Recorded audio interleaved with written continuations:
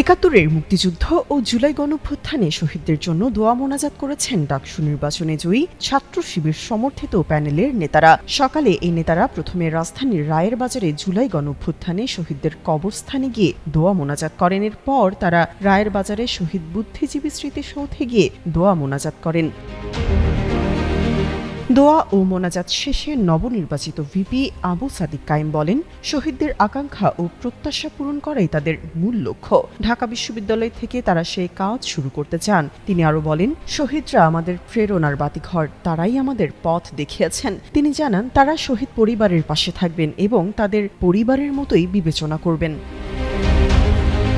GS-S-M Farhad বলেন, শহীদদের আত্মত্যাগ যেন বৃথা না যায়, কাজের মাধ্যমে সেই চেষ্টা করব। এ সময় হিজাব নিয়ে ভারতীয় মিডিয়া নিজেদের এজেন্ডা বাস্তবায়নে মিথ্যা তথ্য ছড়াচ্ছে বলে অভিযোগ করেন তিনি। পাশাপাশি ৭১ ও ২৪-এর শহীদদের আকাঙ্ক্ষা ধারণ করে একটি বৈষম্যহীন বাংলাদেশ গড়ার প্রত্যয় ব্যক্ত করেন তারা। গত মঙ্গলবার অনুষ্ঠিত ডাকসু নির্বাচনে বিশাল জয় পেয়েছে ইসলামী ছাত্র শিবির। নির্বাচনে তাদের প্যানেলের নাম ছিল ঐক্যবদ্ধ শিক্ষার্থী জোট। এই প্যানেলের প্রার্থীরা ভিপি, জিএস, এজিএস সহ ২৮টি পদের মধ্যে ২৩টিতেই জিতেছেন। তামান্না তাবাসসুম, যুগান্তর নিউজ।